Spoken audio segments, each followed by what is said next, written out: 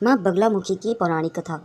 एक बार सतयुग में महाविनाश उत्पन्न करने वाला ब्रह्मांडीय तूफान उत्पन्न हुआ, जिससे संपूर्ण विश्व नष्ट होने लगा। इसे चारों ओर हाहाकार मच गया। संसार की रक्षा करना असंभव हो गया। यह तूफान सब कुछ नष्ट भ्रष्ट करता हुआ आगे बढ़ता जा रहा था, जिसे देखकर भगवान विष्णु जी चिंतित हो गए। इस समस्या का कोई भी हल न पाकर वह भगवान शिव को स्मरण करने लगे।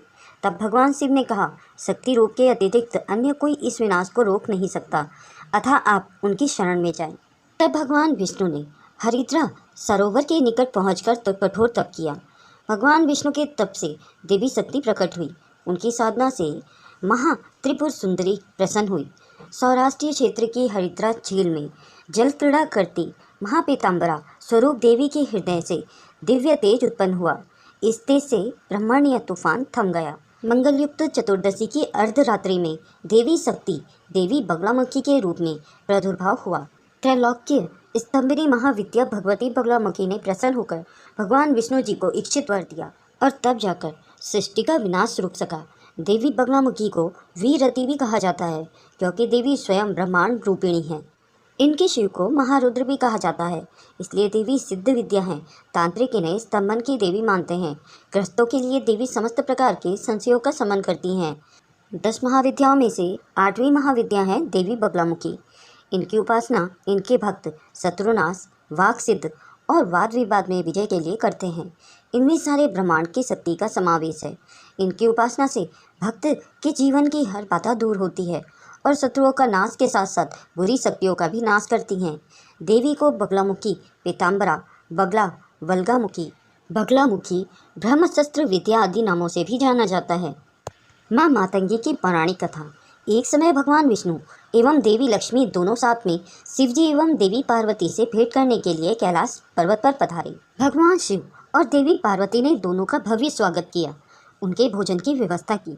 अन्न ग्रहण करते समय अन्न के कुछ अंश भूमि पर गिर गए। भूमि पर गिरे अन्न से एक सुंदर कन्या उत्पन्न हुई तथा उसने उच्चिष्ट भोजन का आग्रह किया। चारों देवताओं ने उन्हें प्रसाद के रूप में उच्चिष्ट भोजन प्रदान किया।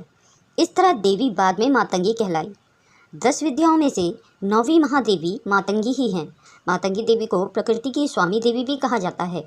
माता मातंगी के कुछ प्रसिद्ध नाम है सुमुखी, लघु श्यामा या श्यामला, राज मातंगी, कर्ण मातंगी, चंड मातंगी। गुप्त नवरात्रि में 9वीं तिथि को देवी मातंगी की पूजा और साधना होती है। मतंग शिव का नाम है। इनकी शक्ति मातंगी है। मातंगी देवी नीले गहरे रंग की हैं। देवी मातंगी मस्तक पर अर्ध चंद्र धारण करती हैं और माँ के 3 ओजस्पूर्ण नेत्र हैं। माता रत्नों से जड़ित सिंहासन पर आसीन है। देवी मातंगी के एक हाथ में गुंजा के बीज की माला है, तो दाएं हाथों में वीणा तथा कपाल है तथा बाएं हाथों में खड़ग है।